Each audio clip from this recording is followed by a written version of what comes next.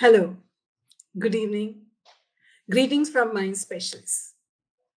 Uh, we welcome you to another edition of our series called Mind Talks, where we take up different issues related to human life, mental health, emotional well being, and other such areas. So, first of all, we are here in a new year, so a very happy new year. And we look back on the year that was, the year that has been a very distressing year. And I'm sure that all of you are very happy to have been due to that year. And 2020 is gone. And this is time for a new beginning, rejuvenating life, renewing life, renewing our relationships as well, because I think the last year has taken a toll on all of us across board, families, communities, countries, nations have been in distress, economy has been destroyed, unemployment has been high. There have been many issues. Of course, the COVID-19 dominated the scene like no other. So let's just look back briefly before we go on to rejuvenating relationships, because when we say that, we understand that something has happened in the last year where families, relationships have been under stress. And if we look back, what exactly had happened? What did the pandemic do that put a strain on our lives and on our relationships?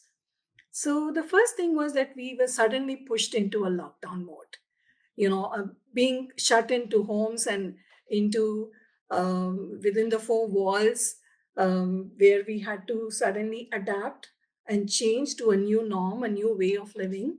So the lockdown blues was something that took up our lives, and we all had to go through that phase of adjustment.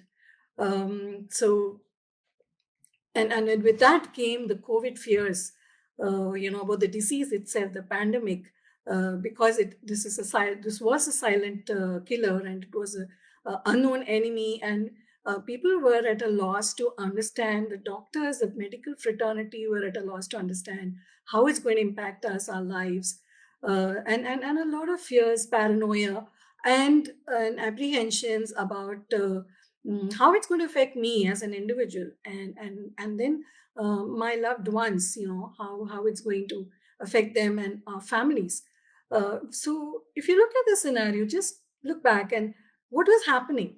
Schools were closed, children were at home 24/7, and that's quite a lot, when you have children staying home all the time and their demands have to be met. Their schooling was online, the entertainment was at home. Everything was happening within those four walls. And this was a constant rush and a constant striving to meet all the demands of the children in various ways.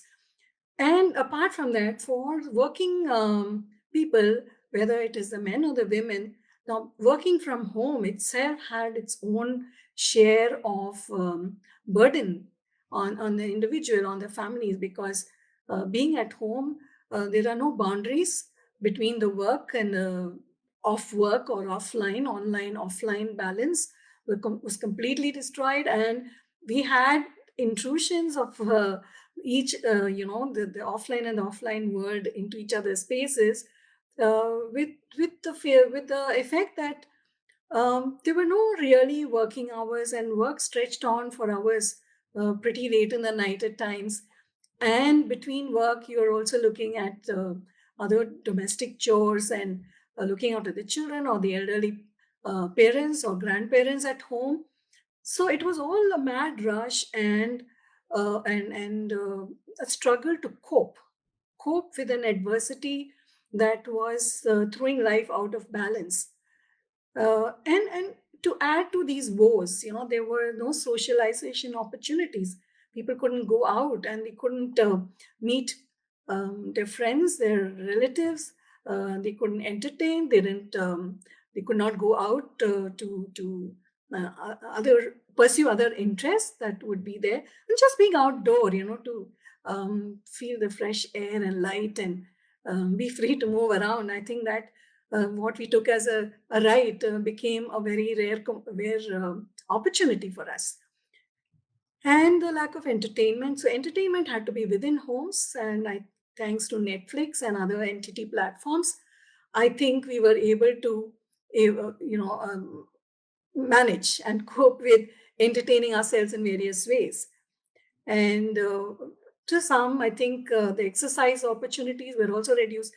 So, in short, this pandemic threw our life out of balance, and it entailed a lot of impacts on the family life, on what we would call as an important aspect of living, which is relational health. We talk about mental health and emotional health, social health, physical health. Relational health is probably a combination of all this, where our emotional, psychological health impacts reflects on our relationships and impacts our relationships. And what was found, and what some of the early research that has been done, throwing up in this area, is that relationships have been very badly damaged and impaired.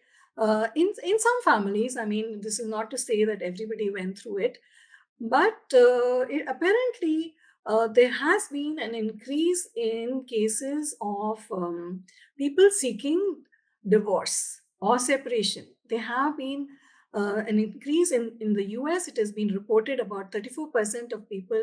It has gone up in the first few months of people wanting a divorce.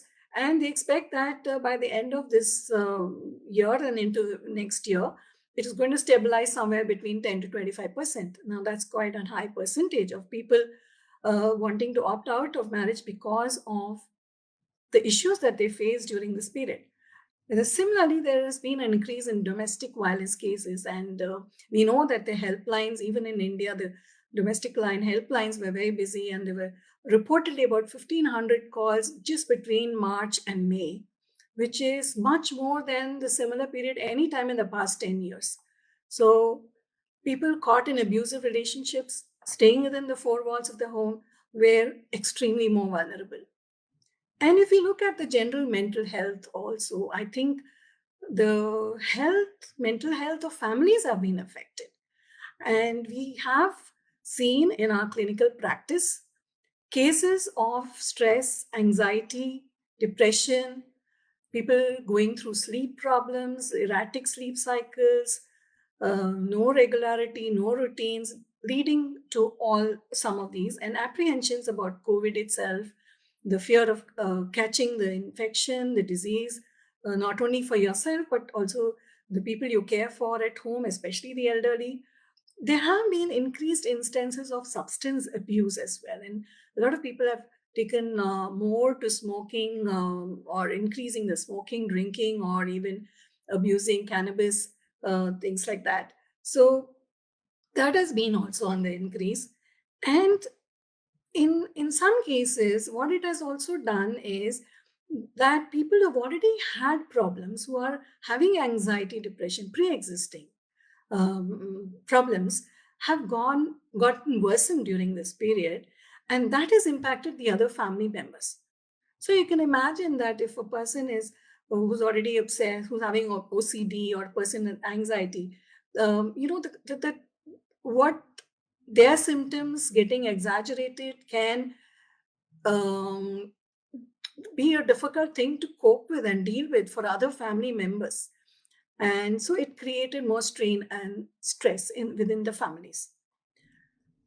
So I'm going to kind of create certain scenarios for you, and these have been what we have observed in our practices, and I'm sure a lot of people, in your own circle, you might recognize some of these kind of families. So I have identified five kind of families, or five kind of family relationships that have gone through certain impacts during this lockdown period, during this COVID pandemic period. Pandemics and pandemics are like any other natural disasters, or in terms of a crisis or a disaster, it is also a crisis of sorts. It's a different kind of a health crisis, but the way it impacts people and their lives are very similar to disasters. And normally, in such times, we know and we see that families do get together to cope and to support with each other and to see through this and tide through this crisis, or this difficult and turbulent period. But there are times when the families are not able to get their act together for various reasons. So, what are these kind of families? What are these families that we have observed during the time of pandemic, having going through different kind of problems? So the first kind of family that I would like you to imagine and visualize is a family that's torn apart. When I say torn apart, they are not torn apart maybe to some extent emotionally, but physically they are apart.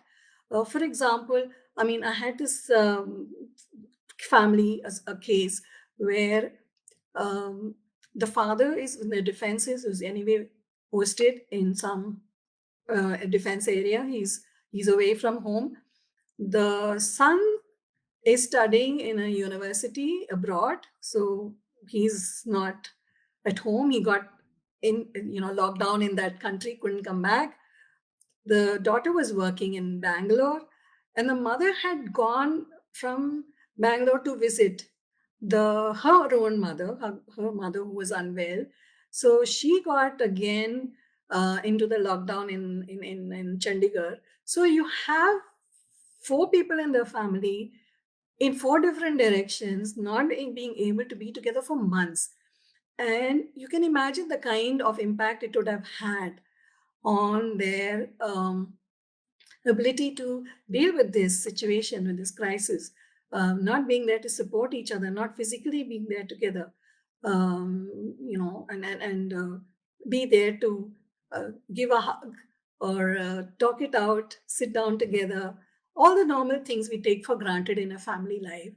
They just couldn't do it. And over a period of time, it became extremely stressful for these people living alone in isolation, and in some of them in a new city with socially isolated also, because of the distancing norms. So that is one kind of a family. Then we have, interestingly, a scenario where the family is staying together but yet are apart, by which what I mean is that they are physically together, they live in the same house, but for various reasons they are not uh, either communicating to each other, not talking, not really spending time to each other. Each have their own priority, their own world. So they are caught up in that, and they just don't interact as much as one would expect in such a situation to happen. So this is another kind of scenario.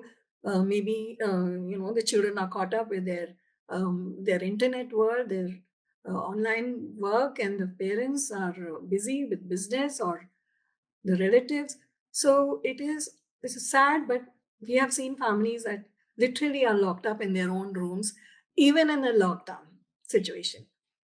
The third kind of scenario that um, I'd like you to look at, we have seen families who live like they're living in a battleground, which is to say that these families are there together, they are within the four walls, and they're forced to be with each other, but they can't get along. Either they did not get along earlier, and during this period, the pandemic, the lockdown, the distances and I mean they grew more apart, or they are not even apart. They're actually they are the more into each other's space, and there's more intrusion and interference. With the result, they are constantly watching each other, monitoring, or criticizing. Small things are picked up and turned into big arguments, fights. There are breakdowns, there are meltdowns, there are scenes. So it becomes like a daily struggle to keep things calm, quiet, and peaceful. So that this disharmony, there may be chaos. It may settle down for some time, but then again flare up, because the pre-existing hostilities and differences of perspective, opinions, not being able to get along earlier, have only again got exaggerated and increased in this period. 24/7 staying with people whom you don't get along with can be very challenging. And either it is not communicating, or just too much of it, and intrusion, and domination, control, you name it. I mean, all those aspects of relationship that are aggressive, hostile, controlling are there in such families. And I don't know if you recognize and see this around um, such a family. Now, the good news is that not all families are like that, and not all families are bad, or burdened, or distressed, or in disarray. So we have families also, like in the fourth scenario, um, there have been families who have rediscovered themselves. It's like a family that found itself. They have rediscovered each other. They have started noticing things about other family members which they were not aware of, surely because of the shared spaces and the times they spent together. So a father discovering a facet of his child which he didn't know because he was too busy with his work, caught up.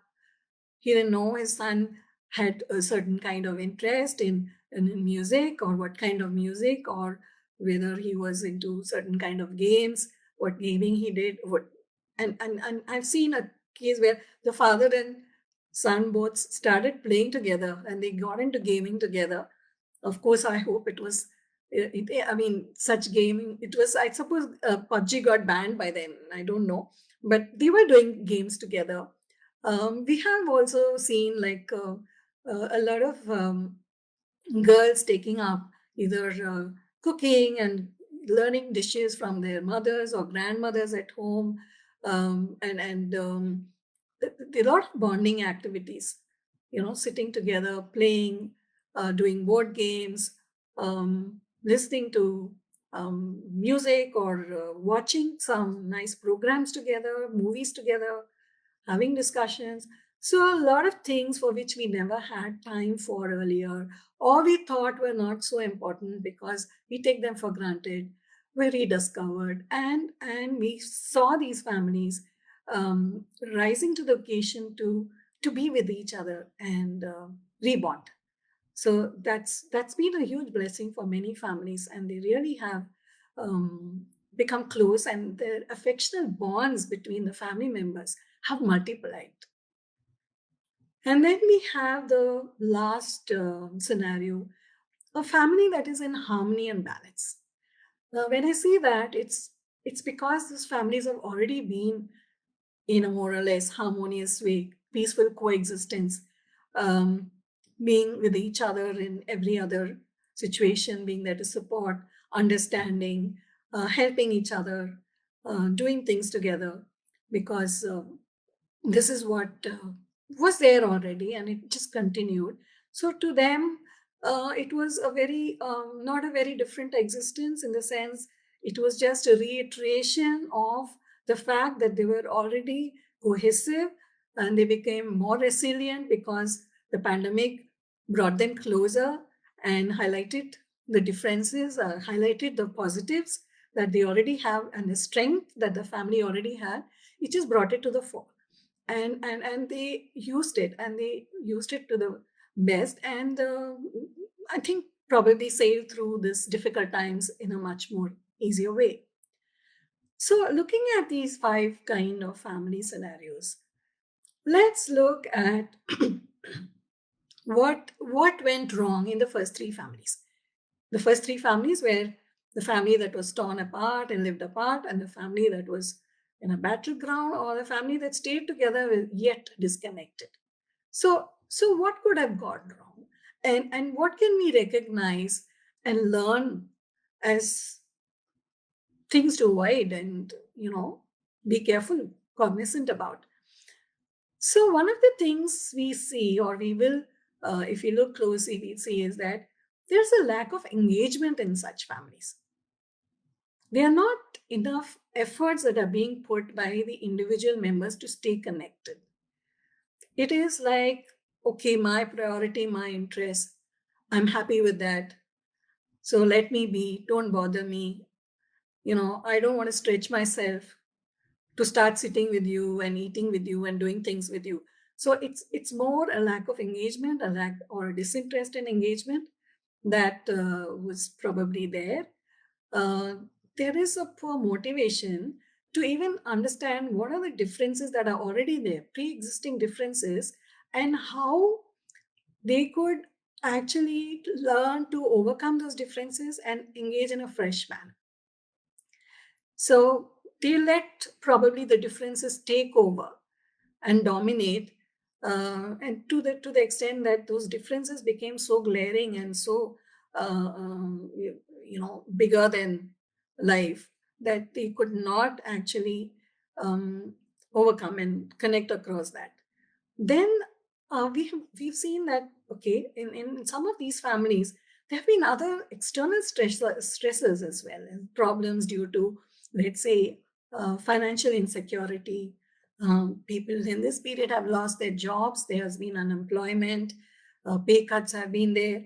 So this could have put a strain on the whole family, as and also uh, further created distances and arguments in those who already had those strained relationships. And there has been also, invasion of personal space. Like I said, that when you're there all the time, you do show, probably some of these families, what they did was they showed an unhealthy monitoring and interest of other people's activities. What is the person up to? What is my son up to? What's my daughter up to? Why is he doing this? Why aren't you doing this? So a lot of questioning, monitoring, and micromanaging. When you are thrown into the same space, and all these things also come out. And given this, along with this, the lack of opportunities to socialize outside the families.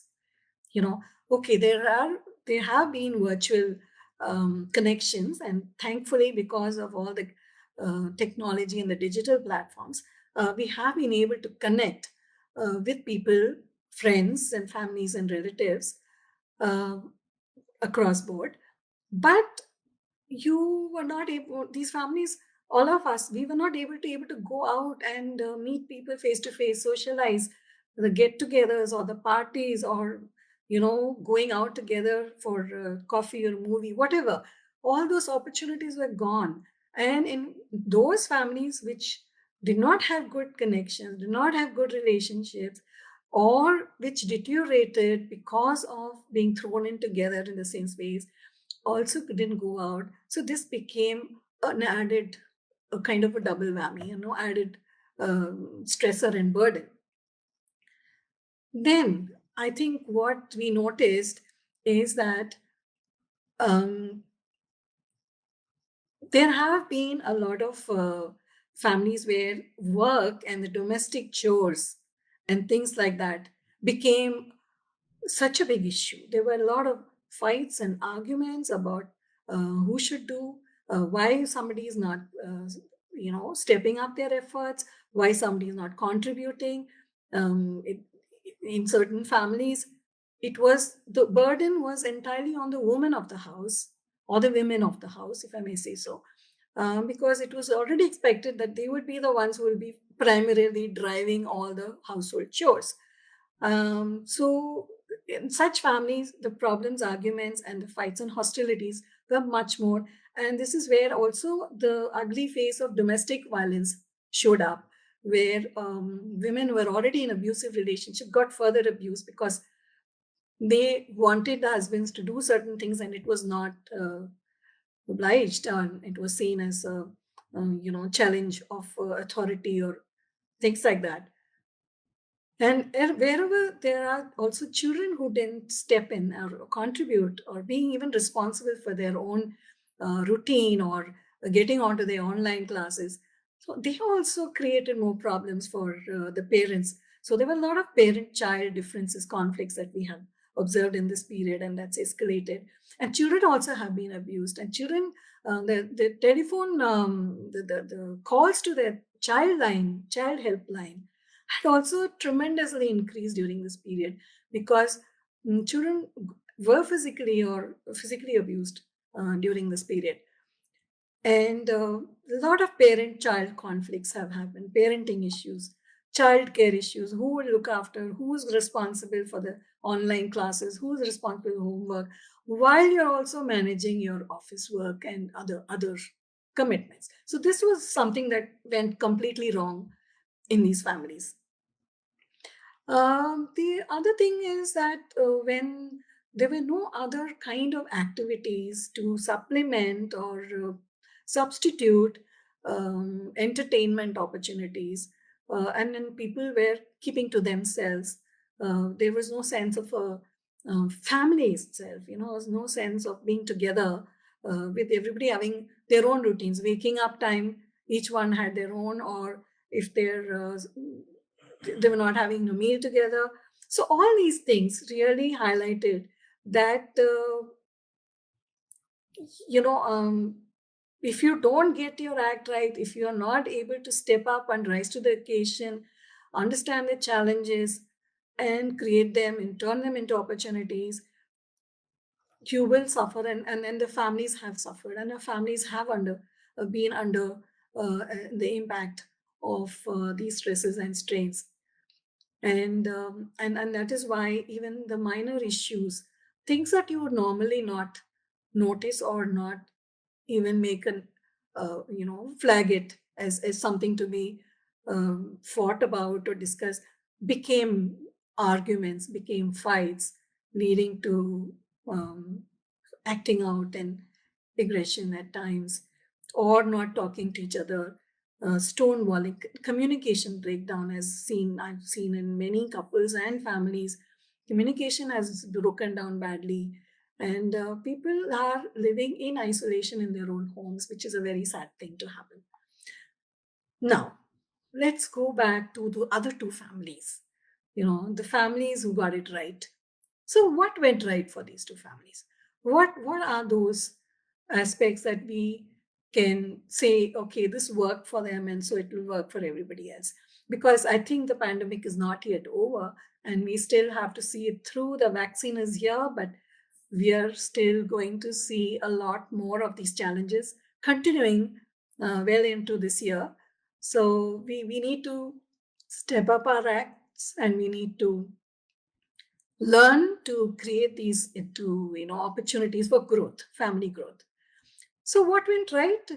Yes, I think the most important thing is the positive approach these families had, positive efforts they put into to meet the challenge of unusual extraordinary period in their lives. These are situations that comes once in a lifetime, and if you don't rise to that occasion, if you don't put in efforts to tide over in the best possible manner. So this is what these families did, and they engaged very proactively with each other, and they discussed their issues and problems. They were able to talk about their feelings openly, and if their anxieties, their apprehensions, and all of us have them. And I think every family member has their own viewpoint. A child or an adolescent may worry about his future, his career. The father or the mother who's earning, who's working, may worry about the job. The elderly people can worry about their health. So learning to discuss your anxieties is very important. And these families probably did that and they got it. They did specific bonding activities, and I have enough examples of people, families where they actually did a lot of things together. Cooking together, hobbies, games, gardening, taking up a new activity. So in a way that led to both personal growth and interpersonal growth, helping the other person grow and learn new skills, which is fun and which also brings togetherness in them. And talking, sharing is very important. And I think as much as we talk and share, I think being the ability to listen is also important. And I think maybe this is one of the reasons where when you're able to communicate and talk, you also learn how to listen to the other person and to give support to the other person. Um, Many of these families also do one thing right, is that they minimize the negatives and they highlight the positives, because in such situations we all can lose our cool, we can become moody, we can become angry or irritable. But if we keep looking at that and highlighting that and failing to notice the other times when the person is cheerful, is enjoying, is contributing, is helping out, so learning to you know look at it with more positive inclination towards the positive aspects of what is happening is again a game changer. Walking that extra mile to show that you care, to show that you are there to help out. And I have seen enough people, I mean, there are a lot of um, family members who really rose to the occasion. And there are some families who beautifully divided their chores because the maids were not there, the support staff were not there, but they all rose to the occasion and they did their bit and they contributed to see that the daily routine and the grind kept going. It required a lot of effort to get it right, to get the equation right. But many families managed it beautifully. And I think that made a difference. A lot of people in long distance relationships also, in such families where there are different people in different cities or away, I think the ability to stay connected by regular video calls or chats and FaceTime or communicating and being there and acknowledging that we need you and you need us and we are there for each other. Reiteration of that bond virtually was again very something that was solidly there for families that were able to communicate in spite of distances. They also, or probably many of them, learn to live and let others be, not learning to control or interfering too much. So, again, that was a part of the cohesiveness of the family. um, and in certain families, they had very strict rules, like, okay, we sit together, we are playing a game or we are talking. We will not have our gadgets. We will put our smartphones away. We will turn off our laptops, notifications, and be there together as a family time and review what has happened. What are you going through? How has your day been? Taking inputs from each other, asking the children how are their online classes doing, how are they feeling without being able to feel the friends, and discussing feelings is, I think, is a very very important part of being resilient and being together. So these families probably did that, and they were able to actually reiterate that strength of that family relationship. And one thing that these families also did right was learn to resolve their conflicts. You recall the families in the battleground scenario. So being together in that 24/7 kind of a situation can sometimes become annoying and highlight certain negatives of each other. But learning to overlook differences, learning to look at this as a passing phase in life, as an extraordinary period where one needs to just be more accepting, and that was something again that helped and let people do that. So, coming to the last part of my talk today, I just want to sum up this entire aspect of rejuvenating relationships with some pointers. what I would call as relationship enhancers. So, what are those few things, a few pointers, tips that could help you enhance and renew and rejuvenate your relationship? If it hasn't been so great, this is the time to do it. It's a new year. It's time for new beginnings and new resolutions. So please go ahead and ensure that this year you are taking things in the right manner. And so, number one, relationship enhancer is open, honest, and regular communication. So, like I said, talk, share, listen, and support, empathize, and support. So, having that honesty to say what you feel, what's on your mind, and saying it in a way without putting down the other person, without being aggressive, you know, there are many good communication skills maybe that needs to be talked about in a completely different time. But honest communication and regular communication is a very, very important binder for relationships. Then the need for positive conversations. Maybe in the last 8 months, there have been a lot of negative conversations. We have had people who have lost family members, who have fallen victim to COVID.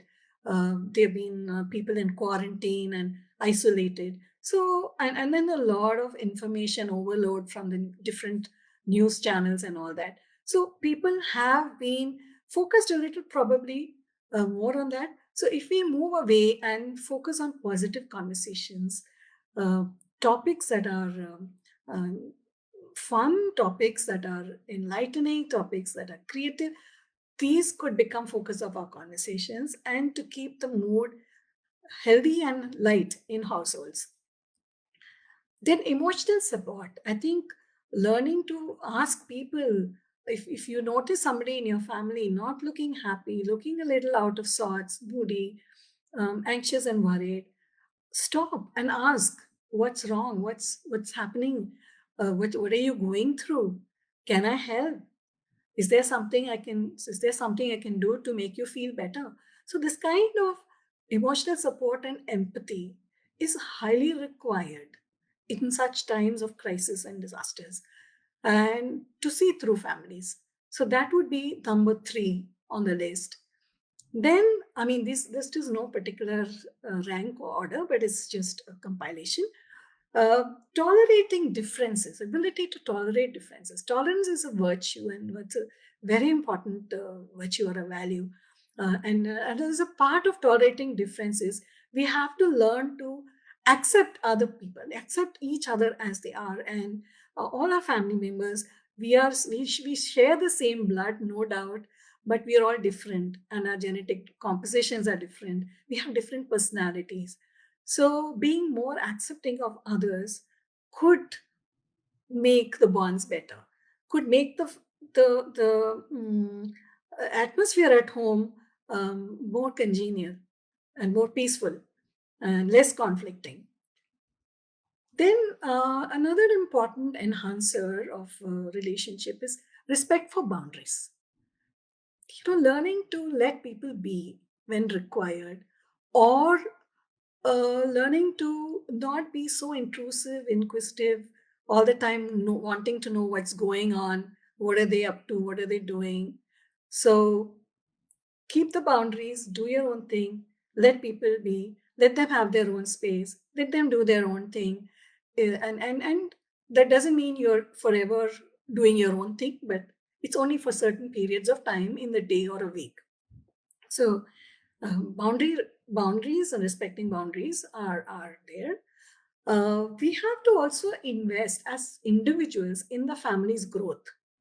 We have to do, there has to be certain responsible contribution from all family members, offering to, okay, I'll do the marketing, I'll pick up, I'll do the errands, I'll do the dishes, I will take care of the child, I will do the homework, I will look after this elderly person who has to be taken to or consulted with for a doctor's appointment. So there are different ways each person can step up, and even children in the family need to be taught, and they also can step up by offering to do certain things. And the good thing and the pleasant thing to recall is that in many families during the lockdown, when the maids and the helps were not coming, there are a lot of children who did a lot of housework, and they very happily did it. And we've seen videos, some of the videos going viral where with chota bacha, this doing the mopping of the floor or something like that. So why can't children also be taught to be responsible and contribute to the family? This is a great opportunity, great learning opportunity for every family members to step out of their comfort zone to do something their bit for the family. Then a very cardinal rule that we have to follow for a good family relationship is appreciate more and criticize less. Keep that balance right. No doubt sometimes you may have to give a feedback. I would prefer the term feedback to criticism, but make sure that you're also giving a lot of appreciation for the things other people are doing, the way they have risen to the occasion, the way they have sacrificed certain needs, the way they're working beyond certain hours. Everything needs to be appreciated. And I think doing this more than criticizing and keeping that ratio different is going to go a long way in making people feel belonged, wanted, loved, cared for. And then practice forgiveness and compassion. Number 8. Uh, we need to be forgiving to ourselves, and because we are not perfect, we cannot do things perfectly. So forgive ourselves as well as forgive other people for the small little blunders, for the small little meltdowns and temper outbursts. Don't harp on it. Don't keep bringing it again and again into conversations. Let them be, let it go, because like I said, these are extremely stressful times and it is taking a toll on our emotional health. So we don't expect things to be normal. And if emotionally people are a little moody and go up and down, it's okay, they can be forgiven. And be more compassionate, and compassionate care is what is required, especially for the more vulnerable, the very young, the elderly people who will need a different kind of caring for at this point of time. Number 9 on my list would be what I call mindful living, enjoying everything in the moment, enjoying everything that is happening, and not look and not be a spoiler and crib and complain and look only for problems. A lot of things that are there which are going fine in spite of the problems that we are facing. We are still in there are things happening. So if you learn to live in the moment and do things mindfully, you'll be a far happier person, and that happiness, that cheer will automatically spread to the other members of the family, and everybody is doing the same thing. Then what can be better than that? And of course, that brings me to the last relationship enhancer, which is having an attitude of gratitude. The first thing that we are grateful for is that we are well, we are healthy, we are well, relatively well, we are alive. Um, we have not succumbed to any infection or had any problems. So be grateful for all that you have, for all that you have received from each other and from the universe. And if we all practice gratitude at the same time in a family together, can have gratitude prayers and exchange of gratitude notes. These are nice ways of, again, creating good bonds. And lastly, I would also like to bring in a spiritual perspective into this whole thing. That has been a lot that is written about what the pandemic has taught us and what it can teach us. And I think it has definitely taught us a lot. It has taught us not to take life for granted. It has taught us not to take people for granted, relationships for granted. And you have to remember that the people you live with, who are there with the familial filial bonds, are there for a purpose. Each person has come into that family for a purpose. And I think that to learn that there is a purpose in all of you being together, maybe it is to do with a higher, nobler purpose of, working out your shared karma together and, settling your karmic bonds. But accept it, accept them, accept the situation, accept whatever is happening gracefully, with gratitude, with looking ahead with positivity, looking ahead for better times, and hoping that these important lessons can help you to tide over the remaining of this. And God forbid if there is any crisis that comes up again in our lives, we are there. We are resilient. We have learned to be resilient. We have learned that families can be resilient, communities can be resilient, and face the situation in a much more um, powerful way and a much stronger and much courage, tide over such crises as well. And so I'd just like to end this presentation, the talk, with this. But I would also like to um, flag in here that this would be the first of a series on relationships, and the next edition, the next episode of Mind Talks that would happen next month, sometime around the first week of next month, would specifically look at couples' relationships, and how the pandemic has affected couples' relationships, and how people have gone through very difficult times, and people who have overcome challenges. So we look at the good, bad, and the ugly side of couples' relationships, and what can be done to strengthen and renew and rejuvenate um, those relationships as well. So I would like to see if there are any questions. Okay, just looking at the comments.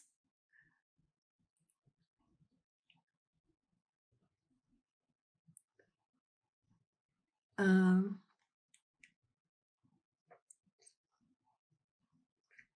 if anybody has any question, can you please put into the comment section and I could take them up. You can see from the direction. So I have received one question that I would like to take up, one or two. So somebody has asked, how do I make my partner understand about the overwhelming nature of housework and the burden I feel since the start of the pandemic? I think this is a very good topic that is going to go in detail into my next talk. But yes, um, fortunately or unfortunately, um, when we say partner, I don't know whether it's a man referring to a woman or a woman referring to a man. But in our Indian setups, we generally have the men who are contributing less. Though I feel there's been a sea change in perspective, and a lot of younger couples, I see the men of the house also doing a lot of housework and caring child care also. But what happens when there's a lot of work and the partner doesn't step up? The partner feels this is not my responsibility. I think it's important to assert oneself and sit down and have a talk about why it's important for the person to step up, what this extra work and this burden is making you go through, how it's having an emotional toll, how it may have repercussions on your health. And if all that happens, you would anyway become dysfunctional and you would not be able to do much. So it is better that the person's help is, we take the help, we garner the help, take the support. So sit and explain and talk. And sometimes one needs to be firm and assertive. You know, one should not stand on niceties and formalities all the time and, oh, it's okay, let me do it. He's so tired, she's so tired. No, I think when both are working, or when both are having enough, of, even if they're not working as outside home, but there's a lot that is happening inside the home. There's a lot of work that people are doing in this period. So I think frank talk and assertion is the way forward, and division of certain roles and responsibilities, noting them down, putting them up on a chart and putting them on a wall or something to remind. And these are some things that you did. So don't shy away from that, and don't feel I will be bringing on an argument or a fight. If it happens, let it happen, let it be resolved.